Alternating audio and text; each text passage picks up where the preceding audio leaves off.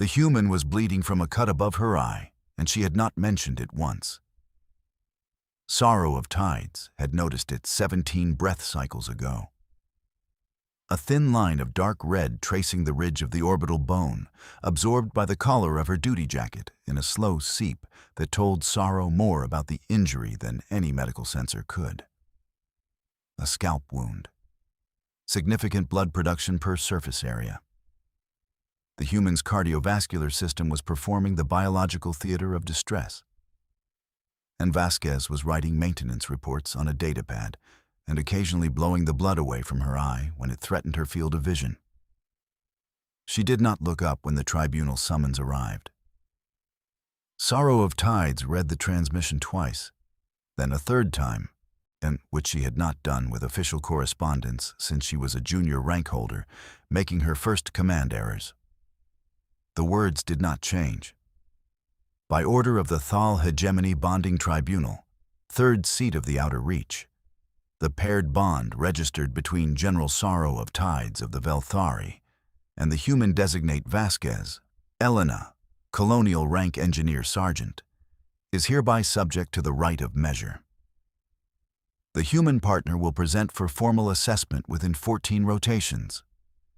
Failure to comply or failure to pass constitutes grounds for bond dissolution, expulsion from hegemony territorial space, and formal review of the general's command fitness.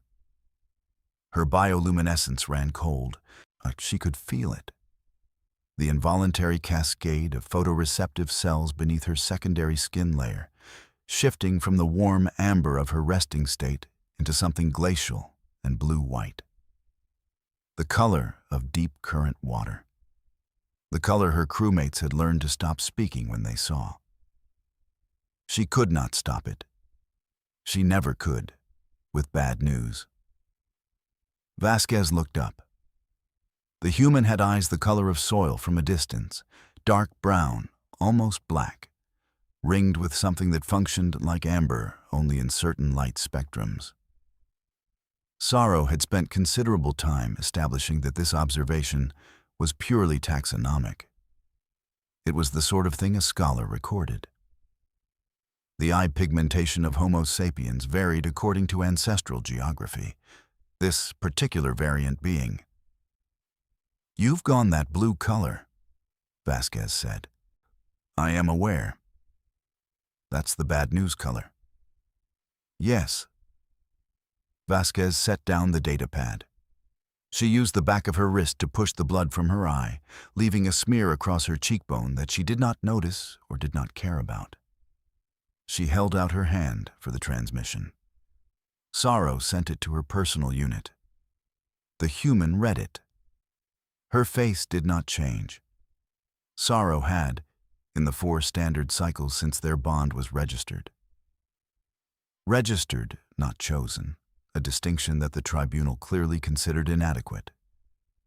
Become something of an expert on the architecture of Vasquez's expressions. The human's default configuration was neutral in the way that a locked bulkhead door was neutral. Not absence of content, but sealed access. She had other expressions. Sorrow had cataloged 6 of them. None of them appeared now. "You're the right of measure," Vasquez said. "Yes." "What is it?" Sorrow's bioluminescence shifted at the edges. A pulse of gold-white, involuntary, quickly suppressed. A formal assessment of a bonded partner's fitness, physical, cognitive, combat adjacent. The tribunal evaluates whether the pairing reflects well on Velthari standing. She paused. It is typically applied when a bonded pair is considered unequal. They think you married down. The bond was not. Sorrow stopped. The semantics of how a bond between a Velthari general and a human engineer had come to be registered as a formal pairing before the Hegemony Tribunal were complicated, and she had spent considerable cognitive resources on the exact taxonomy of that complication, and none of that was relevant. They believe the pairing reflects a lapse in my judgment. Vasquez looked at the transmission again.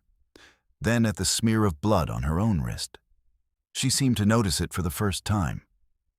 She wiped it on her duty jacket with the casual efficiency of someone removing mud from their hands. "When?" she said. "Not what are the stakes. Not what happens if I fail. Not can we contest the tribunal's jurisdiction, or what is the survival probability, or any of the 17 questions Sorrow had already begun to model strategic responses for. When? 14 rotations. Vasquez nodded. She picked up the datapad, went back to the maintenance reports. Sorrow of Tides stood in the center of her own command quarters and felt the bioluminescence beneath her secondary skin doing something she did not have a name for. The gold-white had not fully retreated. It sat at the edges of her patterning like water that had not yet decided which direction to run. The collar insignia on Vasquez's duty jacket had a dent in it. Old, impact-shaped, the kind of damage that came from the insignia being the thing between a piece of shrapnel and a throat. Sorrow looked at it for a long time.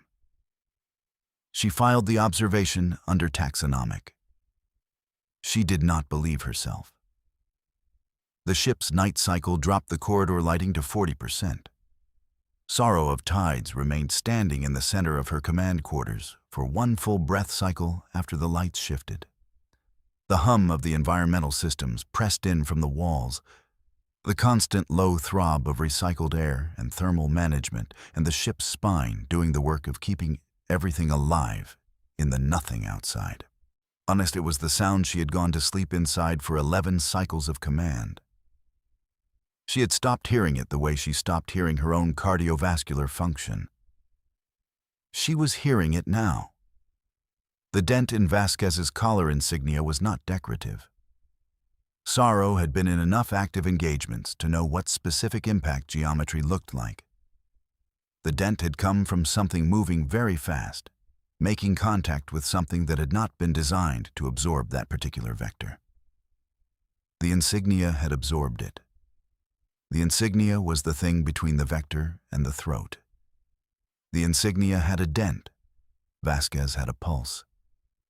Sorrow of Tides looked at the wall of her command quarters and thought, with the precision she normally applied to tactical problems, about the difference between those two facts and what their relationship implied. And she thought about the tribunal's transmission sitting in her queue.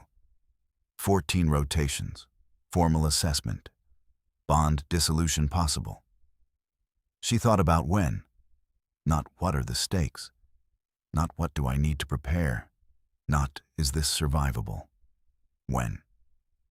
Her species had a philosophical tradition, old, pre-expansion, from the cycles before the hegemony consolidated the outer reach, that held that the first question a person asked in a crisis revealed their fundamental orientation toward existence. The tradition was considered archaic. She had read it once, in an academic capacity, and filed it under historical curiosity. She thought about it now for reasons she could not fully justify. The maintenance reports on Vasquez's datapad were for Deck 7's secondary thermal manifold, an ongoing issue. The coupling had been misaligned since the Kepler approach 3 rotations prior, and it would keep being misaligned until someone went in with a calibration tool and spent 40 minutes in a space not designed for comfort. Vasquez had scheduled herself for it twice and been redirected to higher priority work both times. She had rescheduled it both times without comment. The blood had dried to a rust-colored line above her eyebrow, and she was writing maintenance schedule revisions in the amber light of the night cycle, and the dent in her insignia was the shape of something that had tried to end her and failed. Sorrow of Tides went to her desk. She opened the tribunal transmission. She read it a 4th time. The words remained the same. She began drafting her response. The tribunal's preliminary assessors arrived on the 3rd rotation. 2 of them, both Velthari, which Sorrow had expected, and both carrying the specific posture of individuals who had been assigned a task they considered beneath their expertise, but were performing with the fastidiousness of those who understood that beneath expertise tasks still ended careers if done badly. They had instruments, measurement arrays. They had the soft, careful expressions of scientists approaching something they expected to find disappointing. Rank Keeper Orath arrived with them. Sorrow had known Orath for 11 cycles. She had served under his father before his father's death at the Rim engagements, and then she had watched Orath take his father's rank with the particular competence of someone who had trained his whole life for a ceiling that arrived earlier than expected. He was a good rank keeper. He ran a ship with the precision of something that had never needed to improvise. He looked at Vasquez the way a taxonomist looks at an anomalous specimen. Not with hatred, exactly. With the specific discomfort of something that does not fit any established category. "Engineer Sergeant," he said. "Orath." Vasquez did not add the honorific. Sorrow noted this. Orath's secondary membranes flickered. "You brought company. The assessors will take initial measurements. Thermal range, structural density, silk reflex arc mapping." Orath's tone was perfectly calibrated to the register of "this is administrative," which was the register he used when he was most committed to a particular outcome. Standard protocol for right candidates. "Sure." Vasquez rolled up her left sleeve, held out her arm. The assessors exchanged a look that they believed was subtle. The measurements took 40 minutes. Sorrow stood at the perimeter and watched. She watched the assessors recalibrate their instruments twice. The first time she thought it was measurement error, the second time she understood it was not. Vasquez's bone density was returning readings outside the expected range for a biped of her mass. Her resting cardiovascular pressure was reading as elevated by Velthari standards. Isur and the lead assessor kept rechecking the baseline parameters as though the machine had defaulted to a stress state calibration. It had not. That was Vasquez's resting state. Orath reviewed the preliminary results on the assessor's output screen. His bioluminescence remained carefully controlled, the practiced flatness of someone who had learned to manage their display in political environments. But Sorrow knew his tells. There was a very small pulse at his jawline, deep red, suppressed fast. He had not expected the numbers either.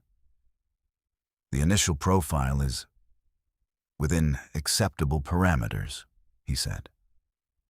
Vasquez was already rolling her sleeve back down. She had brought a ration pack from her kit as she opened it with her teeth, tearing the sealed edge, a gesture Sorrow had initially catalogued as inefficient.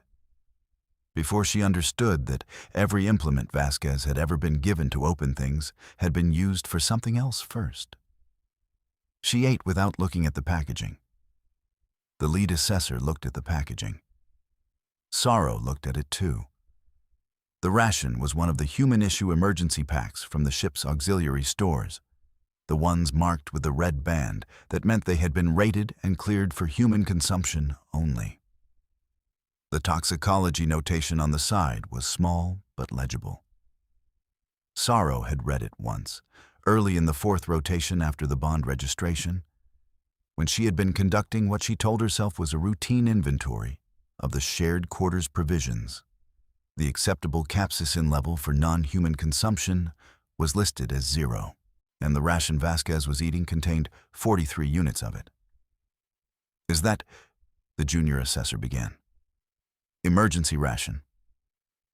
Vasquez offered the pack. "You want some?" The junior assessor's bioluminescence went a color that had no diplomatic category. Vasquez ate the rest of it. She folded the wrapper and put it in her jacket pocket with the precision of someone who had learned long ago that on a ship, you did not leave waste where someone could slip on it. The gesture was so habitual, it was nearly invisible. Sorrow watched Orath watch the wrapper disappear into the pocket. The red pulse at his jawline came back. Stayed longer this time. "Physical assessment begins on rotation 6, he said. "The general will provide you with the schedule." He left without looking at Sorrow. That, more than the preliminary numbers, more than the tribunal's transmission, more than the 14 rotation countdown, told her exactly where his judgment had already landed. She looked at the door for 3 full breath cycles after it closed. "He's going to be a problem," Vasquez said. She was looking at the ration wrapper she'd just smoothed flat on the table, running her thumbnail along the fold lines. "Yes." "Okay." She set the wrapper down, picked up the datapad. "What else is on the schedule today?" Sorrow of Tides had 17 things on the schedule. She listed none of them. She was looking at the ration wrapper, the careful, habitual fold of it, the way Vasquez had smoothed it without thinking, the 43 units of neurotoxic compound she had consumed for lunch. And she was doing the arithmetic of the right of measure against the data she had just watched the assessors collect. And the arithmetic was not resolving the way she had expected it to. She had expected fear. Her own. The kind she had been managing since the transmission arrived. The cold blue fear of a general who had made an error, who had allowed something to become registered that should not have been, who was about to watch that error become public and permanent and career-defining. The arithmetic was producing something else. She could not name it yet. She filed it under taxonomic and did not believe herself. On the 5th rotation, Sorrow of Tides told Vasquez about the right. Not the mechanics. She had provided those on rotation 3, Zotz in a briefing that Vasquez had listened to, with the focused, unhurried attention she gave to any logistical problem. Head slightly tilted, arms crossed, one boot heel up on the edge of the chair, like she was using the posture to brace against incoming information. She had asked 3 questions. All 3 were about equipment tolerances and scheduling windows. None of them were about what happened to Sorrow if she failed. That question came now, on the 5th rotation, sitting in the observation alcove off the command deck while Navigator Chess ran a calibration cycle that neither of them was needed for. The stars outside were the slow, ambient scatter of outer-reach space, nothing dramatic, nothing urgent, just light that had been traveling for longer than either of them had existed and had arrived here, now, with no particular agenda. Vasquez said, "What happens to you if I fail?" Sorrow of Tides felt the gold white come up fast. She suppressed it. The suppression was only partial. She could tell by the way Vasquez's eyes moved to her shoulder, where the patterning would be most visible. The human said nothing about it. "Formal review of command fitness," Sorrow said. "Likely reassignment, possible rank reduction." She paused. "The bond dissolution is registered publicly. The hegemony's position on interspecies bonding is nuanced. A general who registers such a bond and then has it dissolved through the mate's failure is..." She selected words with the care of someone diffusing something. The narrative would not be generous. "And if I pass?" "The bond stands. The tribunal closes the case." She looked at the stars. Under the narrative also changes. Vasquez was quiet for a moment. Sorrow had learned, in 4 cycles, the different qualities of Vasquez's silences. There was the operational silence, the one where she was processing logistics. There was the comfortable silence. The one that had taken Sorrow the longest to understand was not hostile absence, but something the human actively chose and offered. And there was this one, the one where she was about to say something she had been holding back. "I've been in worse spots," Vasquez said. Sorrow turned to look at her. Vasquez was looking at the stars. Her left hand was resting on her knee, and Sorrow could see the scar. the one that ran from the base of the thumb to the inner wrist, wide and old and paler than the surrounding skin, was the kind of scar that came from something that had required more than standard medical closure. Vasquez had never explained it. Sorrow had never asked. "Worse how?" Sorrow said. Not a question. More like an invitation to continue that she felt she should issue. Hull breach on the Carrero station. Rotation 19 of the Kepler expansion. Vasquez's tone was the same one she used for maintenance reports. Sealed it with a welding plate and my own shoulder for 40 minutes until the emergency crew got through. Broke 4 ribs, punctured a lung. The cold got into 3 of my fingers. She held up the left hand, extended the ring and middle fingers fractionally. The movement was slightly different from the other fingers. Old damage, old compensation, worse than a tribunal. She said it the way someone says it was raining, the way someone describes the weather on a day that is over.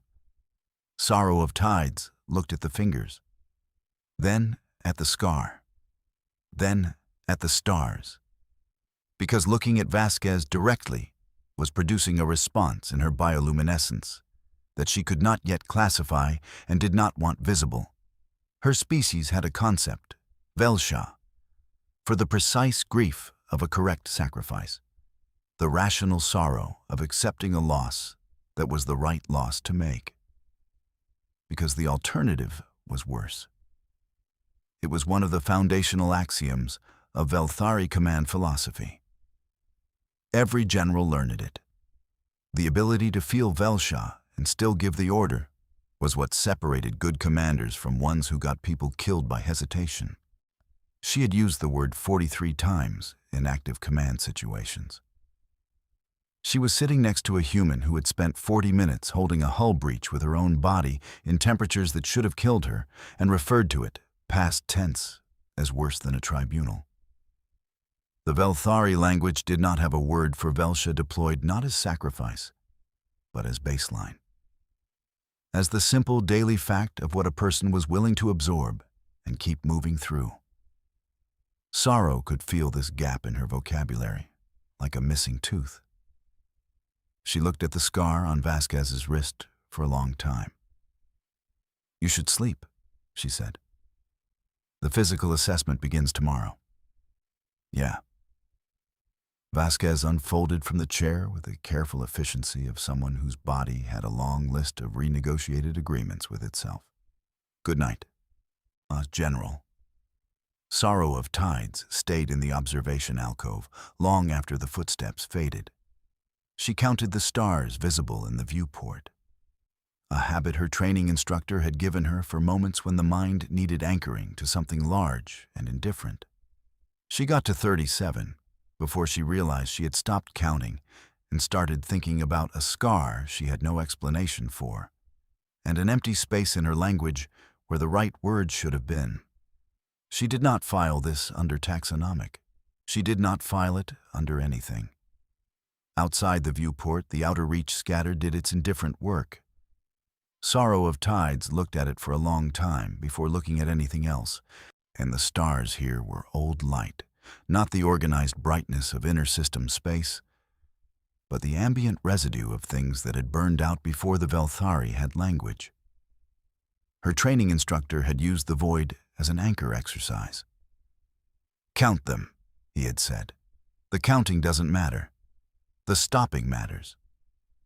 She had not been able to stop at 37. She kept thinking about the scar, not the fact of it. She had scars herself, a general's collection of them, each with its procedural note in the medical record. She was thinking about what the scar on Vasquez's wrist represented in terms of the chain of events that had produced it. Something sharp, moving at velocity, meeting skin and going through it. The medical response, the healing time, the renegotiation of grip strength and fine motor function that the slightly wrong finger bend implied. The specific quiet of a person who carries the record of that event in their body and does not bring it up unless asked, and sometimes not even then. The human had spent 40 minutes sealing a hull breach with her own body. She had brought it up because Sorrow had asked, not as a complaint or a credential or a reference to what she was capable of enduring. As a comparison point, a data marker in the set of things that were worse than a tribunal. Sorrow had asked worse how, and Vasquez had answered with the maintenance tone and the past tense and the three-quarter shrug, and Sorrow was now sitting in the observation alcove, trying to find a category for the kind of person who kept that particular event in the reference column rather than the formative column, and not finding one. She added the gap to the list. The list was getting long. She would have to do something about the list eventually. She did not know what. The Velthari had no formal tradition for this particular kind of reckoning, for the accumulation of evidence that your civilization's axioms about sentient behavior were missing a variable. There was no ceremony for it, no procedure, no Thelvas equivalent, no precise vocabulary for the grief of a correct paradigm revision. There was only sitting with it. She sat with it. The stars did not offer anything useful, and they were very old and very indifferent. And they had been burning long before anyone had needed to name what they were looking at. And they would go on burning after. This was, somehow, not unhelpful. The gravity chamber was Velthari standard. Sorrow had trained in it herself, years back, when she was still building the muscle density required for field command. 3 tidal pulls was the standard assessment ceiling for physical fitness evaluation. The Velthari at peak physical condition, military grade, training optimized, could sustain 4 tidal pulls for approximately 20 breath cycles before the body's structural systems began to lodge formal complaints. Orath had set the chamber to 3.8. Sorrow had not been consulted on this decision. She had reviewed the assessment parameters on the morning of rotation 6 and found the number there, sitting in the official documentation with the bland authority of things decided by people who did not expect to be questioned. 3.8 tidal pulls, sustained duration, 40 breath cycles, standard Velthari military evaluation threshold. There was, technically, nothing wrong with this. The right of measure required physical assessment against Velthari military standards. The documentation did not specify that the assessor was required to select humane parameters for species that had never evolved under Velthari gravitational conditions. Vasquez stepped into the chamber without being told the number. Sorrow watched from the observation window. She had placed herself there with the specific intention of maintaining a general's composure. Upright, bioluminescence-controlled, expression calibrated to professional assessment. Rank Keeper Orath stood 3 body lengths to her left. The 2 assessors were at their instruments.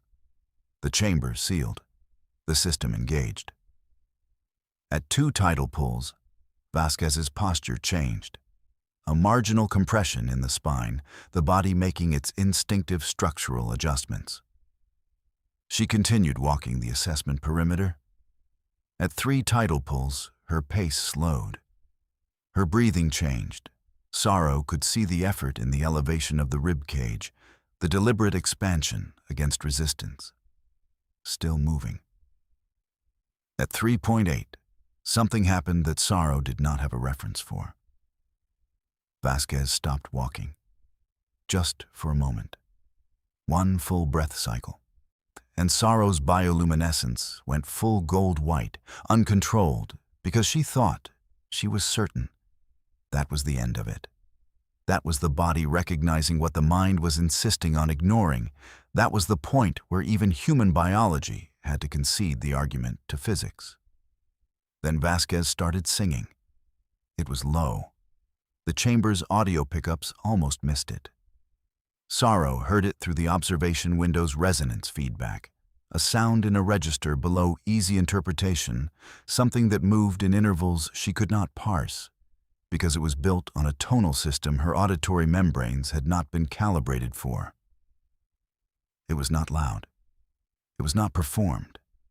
It was the sound of someone doing something they did not know they were doing, because some part of them had decided that if the body needed an argument for continuing, and this was the argument available. The assessors looked at each other. Orath's bioluminescence did something he would not have allowed if he'd been watching himself. Vasquez walked the rest of the assessment perimeter. 40 breath cycles at 3.8 tidal pulls. She came out of the chamber with the careful movements of someone conducting a structural damage assessment on themselves. Rotating her neck, pressing 2 fingers against her lower back, testing the weight on each leg in sequence. Her face ran through several configurations Sorrow had not catalogued before returning to its default sealed state. She looked up at the observation window. She found Sorrow's face. She shrugged. Sorrow of Tides was aware that her bioluminescence had not returned to baseline. She was aware that Orath was watching her awareness of this, and that this was information she was giving him. She could not stop it. The pattern at her secondary skin layer was doing something in the gold-white range that she had not managed since the early cycles of her command career, when she was young enough that she had not yet learned to control what she felt about things that surprised her. The song had no translation. She had checked, later, against every hegemony linguistic database. The melody mapped to no registered communication system. The intervals were irregular in a way that suggested the structure was emotional rather than linguistic. Not carrying information, just carrying. Weight, endurance, the specific sound of a person keeping themselves company under load. Her language had no word for that either. She added it to the list. Sorrow of Tides stood at the observation window for a long time after Vasquez left the chamber. The assessors were logging their results. She could see the numbers from here. The output display was angled away from her sight line, but not enough. And the numbers were not disappointing in the way the assessment had been designed to produce. She did not look at Orath. She was looking at the arena floor where Vasquez had been standing. The combat construct was powered down in the corner, its limbs settled into the neutral storage configuration. 300 kilograms of articulated war frame, built to the standard that the hegemony used for military training at the highest operational tier. It had not been able to end her. Not because she had been strong enough to stop it. Because she had not been trying to stop it. Because she had treated Do Not Fall as the entire problem, and solved Do Not Fall with a patience that the construct's programming had not been designed to account for. Because programming assumed that when you could not win, you eventually conceded, and Vasquez had apparently not been informed that this was an option. The arena floor had scuff marks from her boots. A constellation of them, the pattern of 40 breath cycles of not falling, traced in the residue of souls that had been resold twice at least, judging by the wear pattern. Sorrow had not intended to study the scuff marks. She was studying them. The arena floor was the easiest thing to look at. Her bioluminescence was still doing the warm amber, and she was not trying to stop it, and she was aware that Orath was 3 body lengths away, and aware that this was information she was giving him, and aware that she had stopped caring about that somewhere around breath cycle 32 of the combat assessment, when Vasquez had taken the partial strike to the ribs and turned the construct's own momentum into the arena wall, and kept moving. She thought about worse spots, delivered past tense in the maintenance tone, with the scar and the fingers and the shrug. She thought about what kind of life produced a person for whom 3.8 tidal pulls and an automated warframe were a logistics problem, with a solution she could work out on her feet while keeping her ribs intact. She thought about Earth. Class 12 designation, active tectonics, a magnetosphere powered by a molten iron core, an immune system that fought internal wars that would sterilize most known habitable environments, predators that had hunted by following prey until it could not run anymore, She had read the hegemony's xenobiological file on Homo sapiens twice in the first rotation after the bond registration. She had thought she understood it. She had not understood it. The assessors were still logging. The numbers were still not what the assessment had been designed to produce.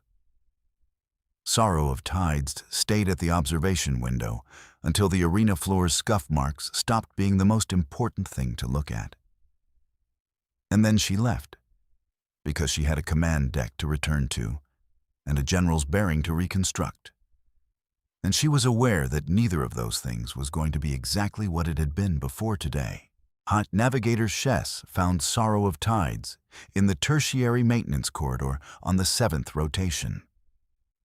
This was not technically unusual. The tertiary corridor ran alongside the port side equipment banks, and Sorrow occasionally walked it when the command deck felt too observed. What was unusual was that she had been in it for 2 full work shifts.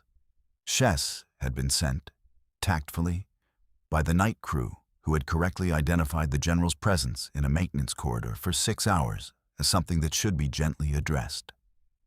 Shess was young enough that the bioluminescence still ran across her entire secondary skin layer in broad, visible waves, rather than the controlled spot patterns of a trained command officer. She stood at the corridor entrance, and her patterns were asking several questions she had not yet spoken. "Not the panel," Sorrow said. Shess looked at the panel Sorrow was standing in front of.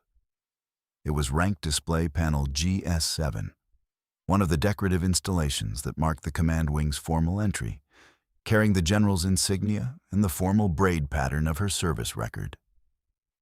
It had a fault in the lower right corner. The display crystal had cracked, probably in the engine stress event 3 rotations prior, and the pattern was missing a 17-glyph segment of the record rendering. It was cosmetic damage, functionally irrelevant. The maintenance queue had it logged for the next available cycle.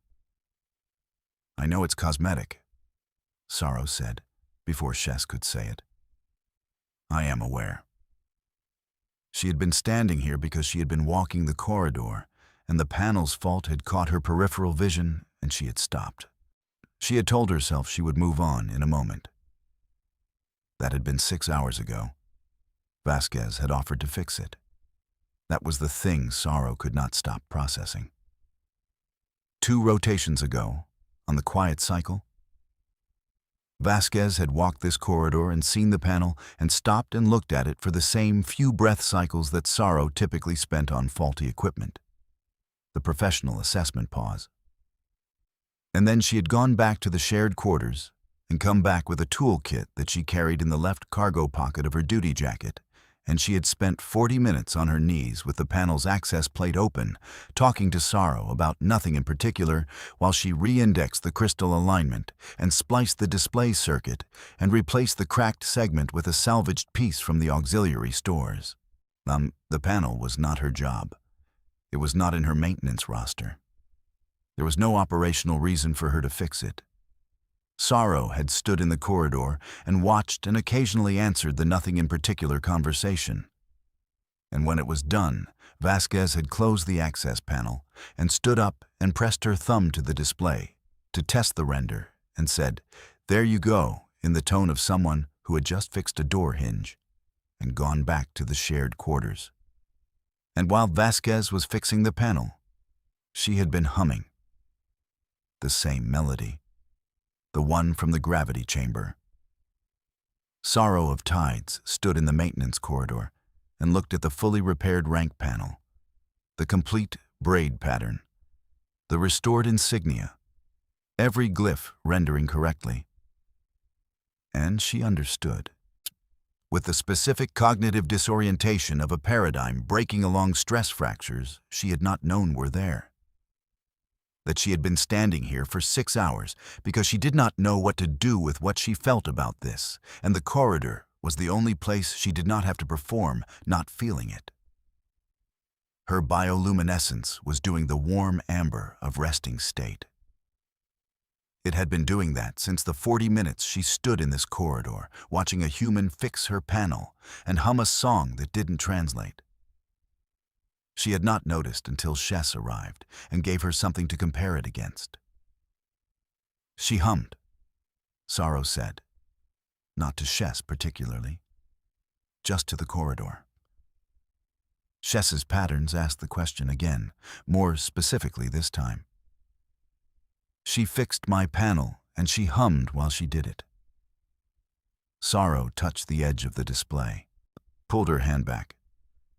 My species has a concept, a word, for the grief of a correct sacrifice. We have words for tactical loss, for rational surrender, for the precise calculation of acceptable cost. She looked at the repaired insignia. Every glyph. We do not have a word for fixing someone's panel because it was broken and you happen to have a toolkit. Shess's bioluminescence went a color that Sorrow recognized. The young navigator was 23 cycles old and had been assigned to this ship 11 months ago.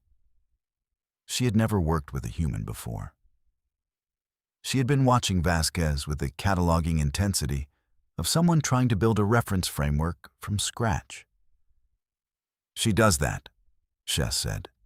The fixing, the small things. Her voice carried the careful quality of someone reporting an observation they cannot yet explain. She fixed the thermal coupling on my station panel last rotation. I did not ask. She just saw it was misaligned and fixed it. Sorrow of Tides looked at the rank display for 3 full breath cycles. Yes, she said. She walked back to the command deck.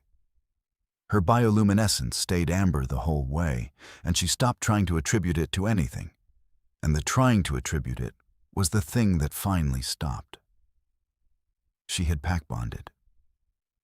She understood this the way she understood the outcome of a battle she had been in the middle of. Only from a distance, only once the noise had resolved. She had pack bonded with a human engineer who ate neurotoxins for lunch and sealed hull breaches with her body and fixed broken panels without being asked. And the recognition of this fact landed in Sorrow's chest like the specific weight of something she was going to have to carry for the rest of her life. She sat in the command chair. She ran the day's tactical assessments. In the 4th assessment field, she caught herself thinking, what would Vasquez do about a logistics problem involving competing supply routes? She noted this. She filed it under nothing at all. The combat assessment was not what Sorrow had expected. She had expected Orath to set parameters designed to be humiliating. A showcase of human physical limitation against Velthari war form speed and reach advantage. Okao, something that would produce adequate documentation for the tribunal's preferred narrative. She had been preparing arguments against the most egregious possible interpretations of combat-adjacent evaluation. What Orath had arranged was a single match against a Class 3 warform construct. Automated. Calibrated for species-appropriate threat modeling. The problem was that species-appropriate had been calibrated against human-civilian parameters. Sorrow watched from the observation ring as the construct deployed. It was 3 meters of articulated combat frame, standard hegemony issue. Running evasion and neutralize protocol. Against a Velthari military candidate, it would be a reasonable challenge. Against a human civilian, it would be over in 40 breath cycles. Against Vasquez. The construct came at her fast. The opening sequence was designed for maximum disorientation. Speed, elevation change, approach from the peripheral thermal blind spot. The assumption was that prey-evolved species would freeze or retreat in the first 3 breath cycles. Vasquez stepped left. It wasn't tactical. It wasn't elegant. It was the specific unhurried step of someone who had already categorized the incoming motion as manageable and was allocating most of their attention to what came next. She let the construct's first strike pass close enough to move the air near her shoulder, and then she hit it. Not hard, not with the kind of force that broke things, with the patient, architectural force of someone who had learned exactly where to put weight to make a large thing move in a specific direction. The construct stumbled. 300 kilograms of combat frame, stumbling. Because Vasquez had put her shoulder into the joint at the precise angle where mechanical leverage failed and physics voted against it. She was not trying to win. Sorrow understood this after the first 30 breath cycles. Vasquez was not trying to win. The construct had speed advantages and reach advantages that she had no path to overcoming, and she was not attempting to overcome them. She was attempting to not fall down. Every time the construct pressed an advantage, Vasquez yielded to it, redirected it, turned the construct's own momentum into the wall of the arena rather than into herself. She was moving constantly, never bracing, never standing still long enough to absorb a decisive strike. The combat was, from the outside, and not impressive in any of the ways the assessor's instruments were designed to measure. The construct could not end it. 40 breath cycles, 60. The construct's protocol had a ceiling, a point at which continued engagement without resolution triggered an operational review flag. Vasquez was still on her feet. She had taken 3 partial strikes that had driven her back against the arena boundary, and she had not, at any point, stopped being on her feet. The construct flagged. The match suspended. The assessors looked at their instruments with the expressions of people recalibrating parameters. Vasquez stood in the center of the arena. She was breathing hard. The labored, deliberate breathing of someone who had been doing something difficult for a long time and was now doing the math on how difficult it still was. She pressed one hand to her side where the partial strike had landed. Testing. She looked up at the observation ring. She did not look proud. She did not look triumphant. She looked like someone who had just solved a logistical problem that she had not been entirely sure was solvable. "How'd I do?" she said. Orath's bioluminescence was the suppressed red of someone who had expected a specific outcome and was now holding the documentation of a different one. Sorrow of Tides leaned forward slightly in the observation ring. Her hands were on the rail. She was looking at Vasquez, directly, without the peripheral careful observation she typically deployed, without the taxonomic frame, without the clinical vocabulary she reached for when the direct observation became too much. She was thinking about 40 minutes sealed against a hull breach in conditions that should have been a death sentence, described past tense, without drama. She was thinking about 3.8 tidal pulls and a song that didn't translate. She was thinking about a panel fixed for no reason and hummed over, and 40 minutes of nothing in particular conversation, and a shrug through the observation window that contained the entire summary of, "Yes, I did that, and it was fine. And what's next?" The construct's combat log was showing a result that the tribunal had not designed the right to produce. Sorrow's bioluminescence was the warm amber of something she had stopped trying to name. "You did fine," she said. She walked back to her station. She pulled the combat assessment log. She read the output numbers that the assessors had filed, the formal record, the clean documentation. 3.8 tidal pulls, sustained 40 breath cycles. Combat assessment result. Inconclusive, candidate ambulatory at session end. The hegemony's formal language for a result its instruments had not been calibrated to describe correctly. Inconclusive. Sorrow had an 11-cycle command career. She had read thousands of assessment logs. Inconclusive was the notation for a test that failed to produce definitive data in either direction. The language of incomplete information, of a process that had not done what it was designed to do. It had produced very definitive data. It had produced data that the assessment was not designed to collect, which was different. And the difference was what Orath was currently standing in his quarters, trying to find procedural language to account for. Sorrow closed the log. She opened it again. She read the notation. Candidate ambulatory at session end. She thought about 40 breath cycles at 3.8 tidal pulls. And the song, and the shrug through the observation window.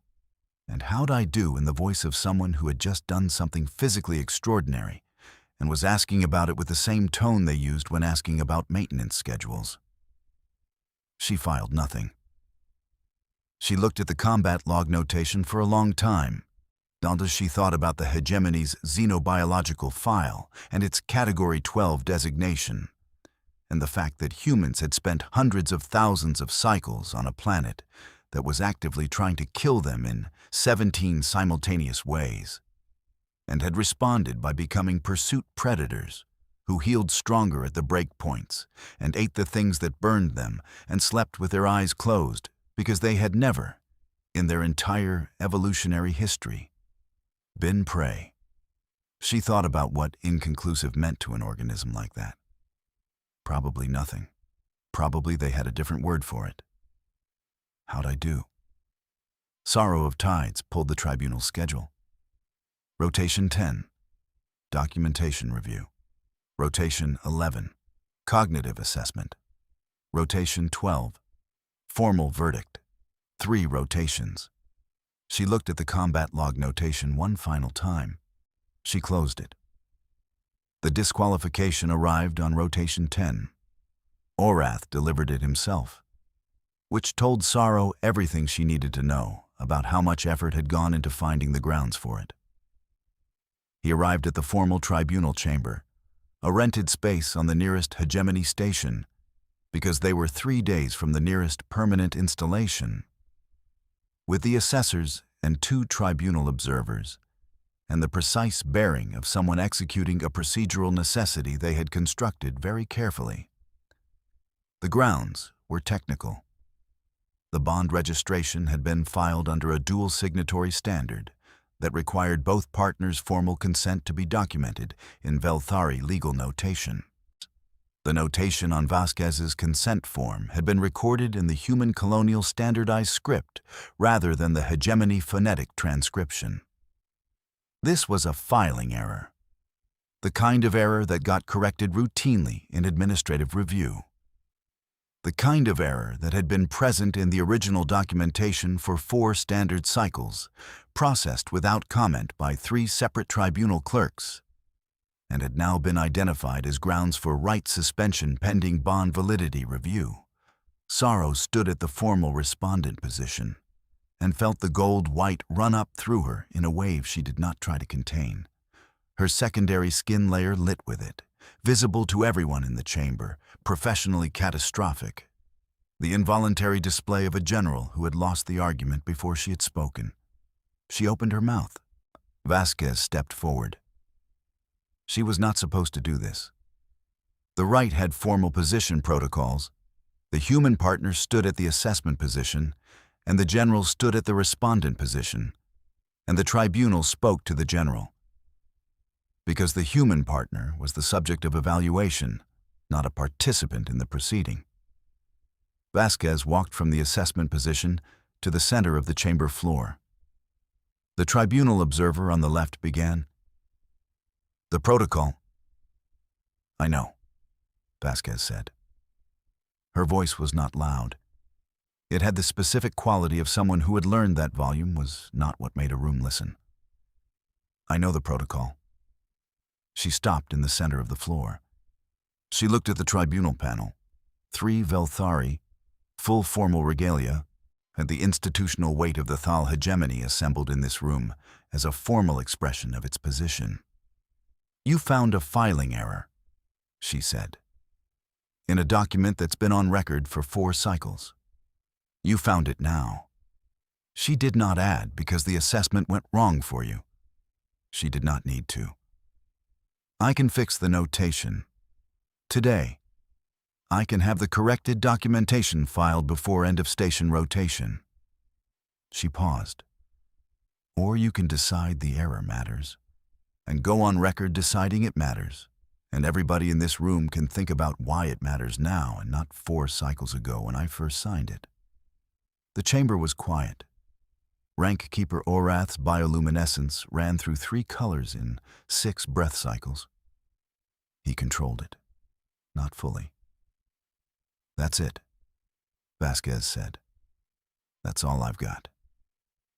She walked back to the assessment position. The chamber stayed quiet. Sorrow of Tides was looking at a point on the tribunal chamber floor approximately 2 body lengths in front of her own feet. She was doing this because she could not look at Vasquez directly. Because if she looked at Vasquez directly right now, the gold-white bioluminescence was going to do something in this formal chamber that she was not going to be able to explain to anyone in this room, possibly including herself. Her species had 16 words for different varieties of tactical courage. For the courage that came from certainty, and the courage that came from desperation, and the courage that came from ideology, and the courage that came from having no better option. 16 words. She had used all of them at various points in her command career, as diagnostic labels, as assessments of her own officers, or as the language her culture had given her to categorize the things she was watching now. None of them fit. What Vasquez had just done was not tactical. There was no strategic calculation in it, no survival modeling, no expected return. There was a filing error, and there was a room full of institutional authority prepared to use it. And Vasquez had walked into the center of the room and said, "You're doing this on purpose," and everybody knows it, in a voice that had not needed to be loud. The tribunal lead observer looked at the documentation. He looked at Orath. He looked at the documentation again. "The notation error," he said, "can be corrected by end of station rotation. The right will continue following successful filing of the corrected form." Orath said nothing. Vasquez said nothing. Sorrow of Tides said nothing, because if she opened her mouth right now, the chamber was going to receive a display of Velthari bioluminescence that the formal record would have difficulty categorizing. Later, alone in the corridor outside the chamber, she looked at her own hands. The secondary skin there was still running gold-white, slow and full, the way it had run when she was a junior rank holder who had not yet learned to lock her own emotional display behind a general's composed exterior. She had learned that. She had spent 11 cycles learning it. She thought about Vasquez walking to the center of the floor. She thought about "That's all I've got" delivered in a voice that had the weight of everything behind it and the sound of nothing in particular. Her language did not have a word for the kind of courage that looks exactly like practicality. She was going to have to live in that gap. The final right assessment was cognitive. Pattern architecture, strategic modeling, resource allocation under variable constraint. The kind of evaluation that the hegemony used for command track candidates, and that the tribunal had scheduled last, presumably as a formality following the combat assessment's inconclusive result and the documentation correction. Sorrow was not permitted to observe this one. She spent the duration in the command deck of the borrowed station berthing, running tactical assessments she was not retaining. Navigator Shess was on the deck. She did not speak to Sorrow. She ran her station with the careful unobtrusiveness of someone who understood that their commanding officer was in a state that required space rather than comfort. In the 3rd assessment hour, Shess made tea. She put a cup next to Sorrow's station without comment. It was Velthari standard, the kind with the mineral compound that supported bioluminescence regulation in high-stress periods. Sorrow looked at it for a moment. Then she picked it up. Shess returned to her station. Sorrow thought about a tool in Vasquez's left cargo pocket, about the way she had pressed her thumb to the restored panel display and said, "There you go," and gone back to the shared quarters, about the 40-minute gravity chamber performance and the song nobody could translate, about worse spots delivered in the maintenance tone, with the three-quarter shrug and the old scar on the wrist and the fingers that bent slightly wrong. She thought about a human engineer who had walked into the center of a formal tribunal floor and said the true thing in a room full of institutional authority prepared to punish the true thing, and then said, "That's all I've got." And it had been enough. Enough. Not because it was impressive, not because it was clever, because it was accurate, and it was said by someone who was not asking for the room's permission to say it.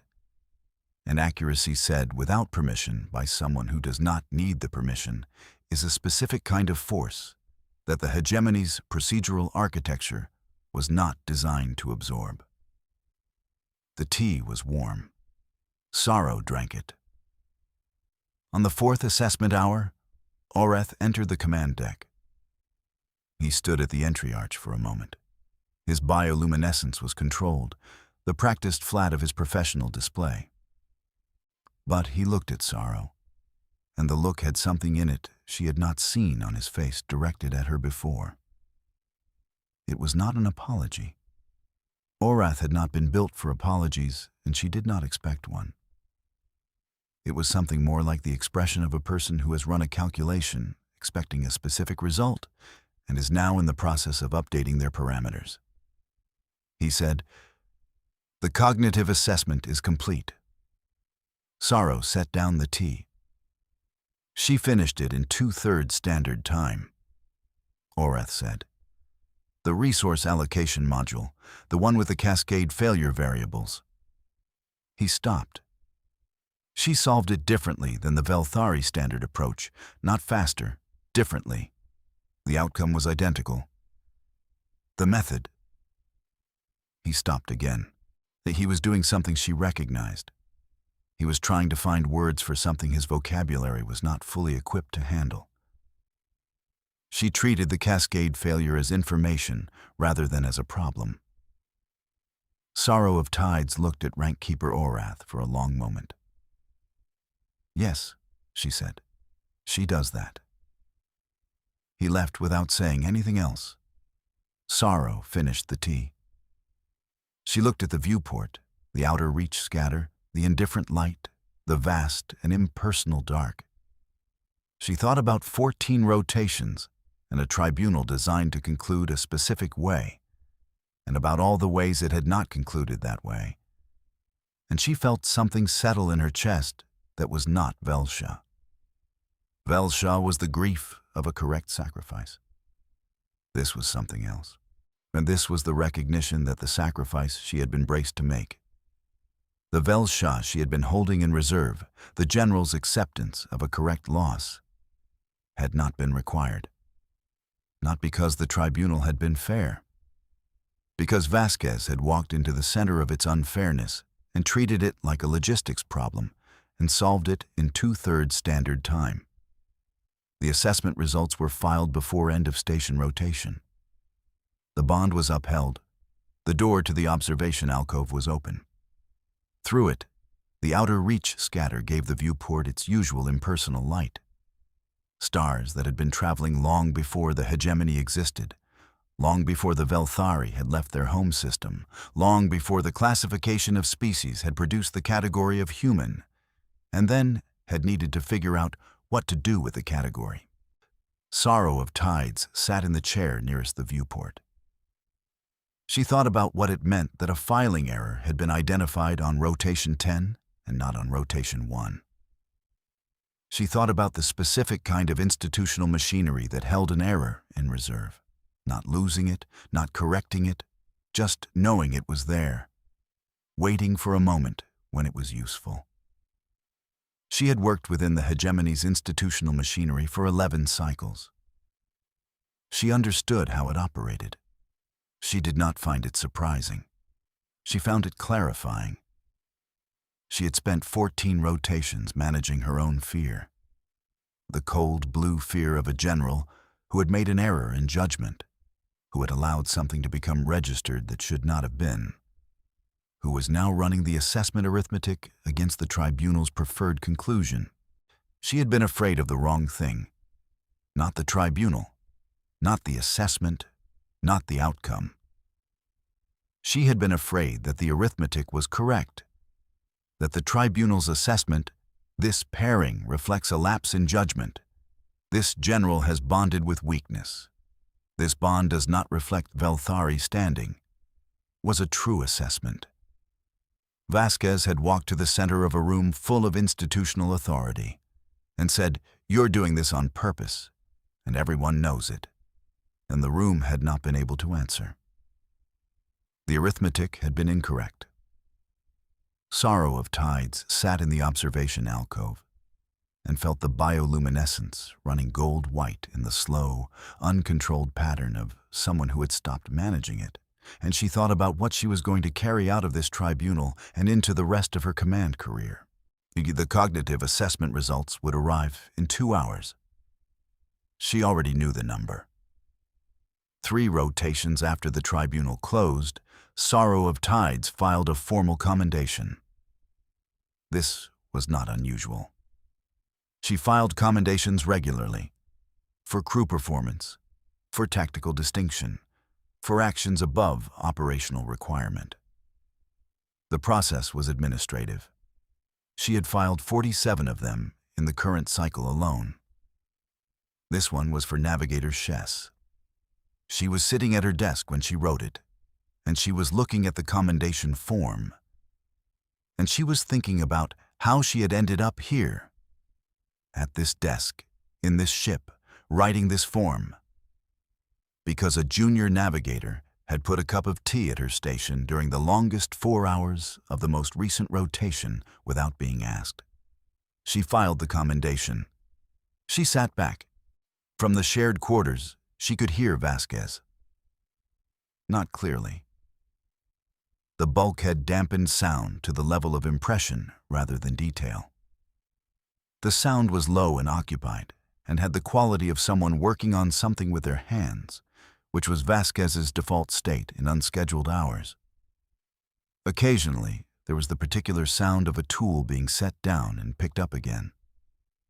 And then, at intervals that had no predictable pattern, the hum, the same melody, always the same one, low and self-contained and carrying no information and carrying everything. Sorrow had looked it up again. She had cross-referenced the interval structure against colonial marine cultural archives, regional folk catalogs, historical music databases. The closest structural match was a category of traditional working songs from a specific geographic region of Earth. Songs that had originally been sung under physical labor, in fields and on water and underground. Songs that existed not to be performed, but to give the body something to hold on to while it was doing something difficult. The body doing something difficult. The body doing something difficult, and the mind giving it a song to hold.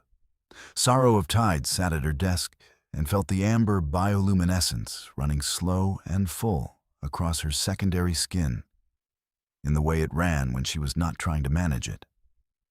And she understood something that she was going to have to carry for the rest of her life, without ever being able to fully explain it to anyone who had not been in this ship.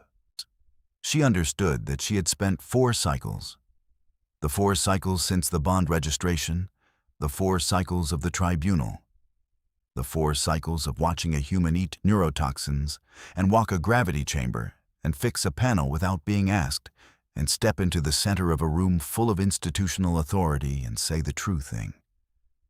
She had spent 4 cycles trying to find the correct category for Vasquez, for what she was, for how she functioned, for the specific way she absorbed impossible situations and kept moving, not because she was unafraid, but because the fear was not apparently information she was required to act on. She had searched her language. She had searched every species taxonomy she had access to. She had filled the gap with clinical vocabulary and taxonomic distance, and the professional frame of a general assessing a situation rather than a person. She had run out of frame. Sorrow got up from the desk. She walked to the shared quarters door. She stood there for 3 breath cycles. She could hear the working sounds more clearly here. The careful, habitual sounds of someone with a toolkit and a thing that needed doing. She pressed the entry. Vasquez was on the floor with the access panel of the environmental control unit open. She had a thermal coupler in one hand, and she was looking at the unit's internal array with the expression Sorrow had catalogued as diagnostic. The focused, unhurried attention that preceded action. She looked up when the door opened. "Environmental unit's running a half-degree warm," Vasquez said. "Probably the secondary coupling. Give me 20 minutes. Sorrow of Tide sat down on the floor. Not at the desk, not in the chair. On the floor, cross-legged, in the way she had not sat since she was young, and the floor had been the appropriate place to sit, and the world had been the correct size. Vasquez looked at her for one moment. Then she went back to the thermal coupler. The tool's sounds resumed. The hum, after a while, resumed with them, low and occupied, and carrying no information and carrying everything. Sorrow of Tides sat on the floor of her own shared quarters and felt the amber running through her without management or suppression or taxonomic framing, and did not try to explain it, and did not need to. 20 minutes later, Vasquez said, "There you go."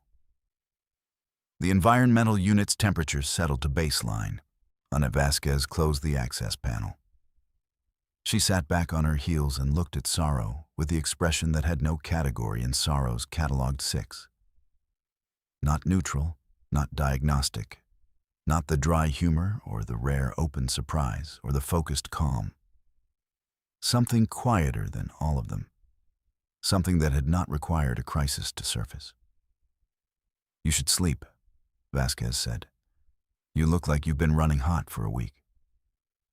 "I have," Sorrow said. "Yeah." Vasquez set the thermal coupler in the kit, closed it with the 2-handed snap that meant it was done for the day. Figured. She did not ask why. She did not offer a diagnosis or an interpretation or a framing for what Sorrow of Tides had been running hot about for the last 14 rotations, including the 4 cycles before that. Yeah, including the entire span of time since a bond registration had become, without anyone entirely intending it, a thing that mattered. She just knew. And she did not make that knowing into anything that required a response. Sorrow of Tides looked at Vasquez's hands. The scar on the left wrist. The fingers that bent slightly wrong. The toolkit closed neatly on the floor between them with the compact efficiency of something that went everywhere its owner went. Her language had 16 words for tactical courage. It had Velsha for the grief of a correct sacrifice. It had precise vocabulary for loyalty sworn, for bonds registered, for the formal weight of commitments made before institutional authority. But it did not have a word for someone who fixed your environmental unit and hummed while they did it, and knew you had been running hot without needing to be told. Sorrow of Tides was going to carry that gap in her language for the rest of her life. She found, sitting on the floor of her own quarters with the amber warm and unmanaged beneath her secondary skin, that she did not mind. The hum was still running somewhere in her auditory memory. The working song that no database had a translation for, the sound of a body doing something difficult, giving itself something to hold. She held it. She slept.